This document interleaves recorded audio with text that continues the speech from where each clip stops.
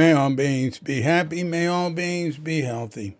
May all beings be free from harm. May all beings love life. May all beings awaken. Welcome to another Gook Audio podcast.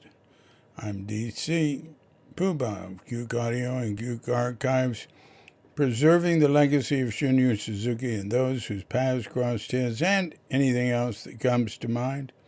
I pray that you and yours are safe and comfortable, free from economic hardship, and able to get out and do whatever it is you want within the limitations of the universal precept of do as little harm as possible. So today we have another piece from the work in progress, Tassajara Stories. This one, isn't it, Tassajara? And probably, we got more material than we need, unless you want to publish a 800-page book. No, I don't know how many pages it would be. It probably wouldn't be that much. Well, I also have tons more notes and stories and everything. So this is just the pieces I've written. I think it's enough. I will, though. I'm sort of compulsive. I'm sure I will go through all my notes. I'll get it all together. I'm going to start focusing on this in a while. I'll go through all my notes and see, hey, is there anything I left out I'd like to put in? But then, you know what I'll do? I'll start thinking, I can just throw everything that doesn't fit or that I don't have time for into the basket for Tassajara Stories 2. And that way I can placate myself not to try to do everything at once. So this one is in the city. I was invited to go up. Well, hell, I think the story just tells you. I haven't looked at it since I wrote it. I don't know, sometime in the past 7 years. So it's called Glass. I was invited to a class in the newly formed Shunryu Suzuki Study Center and asked to talk about Suzuki in the good old days. I felt like I wasn't following the script when I said that Suzuki was sick a lot. Baker is not. Yeah, this is after, after Shunryu Suzuki had died and Richard Baker was the abbot. You were lucky if you saw Suzuki once a year for Doksan, a private interview. You can see Baker closer to as much as you want. A higher percentage of people used to leave because of that and because there still wasn't enough to involve them fully, but there sure is now. More people are being ordained as priests and lay practitioners. I'd say I did this in 75 when I was at Tassajara as the head monk, or 74 when I was there as head monk, or 75 when I was there as director. Yeah, that's what I remember.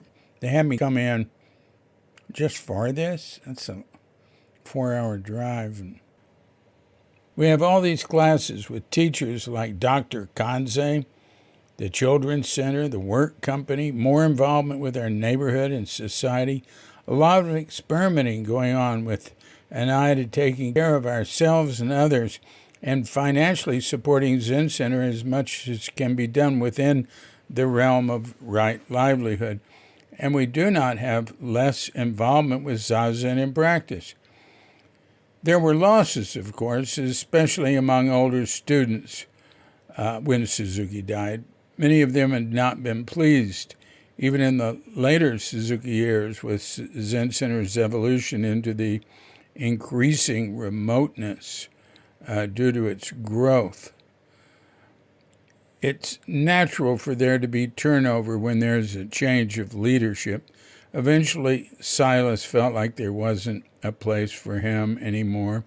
Bill Kwong kept his distance, but he'd started doing that back in 1963 when he and Baker had a disagreement. Diane DePrima didn't come around, though she and her family remained in the neighborhood, and her daughter Jeannie stayed close. Many had been attached to Suzuki, but not to Zen Center or his lineage. A number of students moved to Boulder to study with Trungpa, a trend that had started toward the end of Suzuki's life and which he didn't object to. Some drifted off elsewhere. This sort of thing has been repeated in institutional history, religious and non, over and over. It happened with Dogen right away. Same with Muhammad. And Suzuki didn't want us all to stay there. He told me to no avail. I'd be going to Texas to start a center.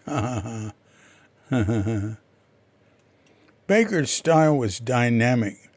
I don't think he had a particular vision for Zen Center, but when opportunities arose, he might envision them as being right for Zen Center. He was willing to ride the edge of what was possible in order for Zen Center to have a form that he saw was healthy and sustainable. There had long been talk about having a farm, and Suzuki had always been open to that. Right after Baker became abbot, Green Gulch Farm at Muir Beach, just north of San Francisco, was offered to the Zen Center for the nominal price of $300,000. Baker took it to the board. Nils Holm was on the board at that time, and he told me that every single person was against it.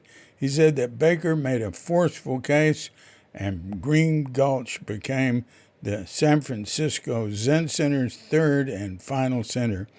In my first Doksan with Baker, he started off by saying that I was a prominent disciple of Suzuki Roshi. But I was one of the last people he ordained, but all right. But that was nice of him. All right. That I was a prominent disciple of Suzuki Roshi, but that now to continue in his lineage, I needed to be his student as well. I said, Suzuki Roshi is dead. You're my teacher now. Claude took on the name Ananda, continued a relationship at a distance, gave some lectures, was involved with the studies center. Lou Richmond felt like Suzuki had not adequately prepared us for how to proceed after his death, and became a strong presence. Reb Anderson became Baker's Jisha attendant. Mel Weitzman kept running the Berkeley Zen Center, and though he wasn't in tune with Baker, as Lou and Reb, he didn't make a big deal out of it. Later, he and Les Kay in Los Altos joined Bill Kwong at Rinso Inn in Japan to receive transmission as Zen teachers from Suzuki's son and Dharma heir Hoitsu, and thus remained within the lineage. The Godfather was released in March of 1972. Diane and I went to see it. The film ended with a shift of loyalty after Don Corleone's death. To remain in good standing, which was not as optional as with Zen Center, one had to kiss the ring of the new Don, Michael Corleone. A door is shut on one who'd been in the inner circle. A new era began. Walking to the car after the film, Diane sobbed and sobbed. At that class I met with in the city, I concluded by saying that we still have Suzuki Roshi's teaching and Baker Roshi's as well, and he is with us. We're still basically on our own to figure out how to be Buddhist and how to be a person, how to live this life. So, yeah, listen, that Godfather thing, I did not, I sort of understated how parallel it was in our minds to what had happened in Zen Center, right? Yeah.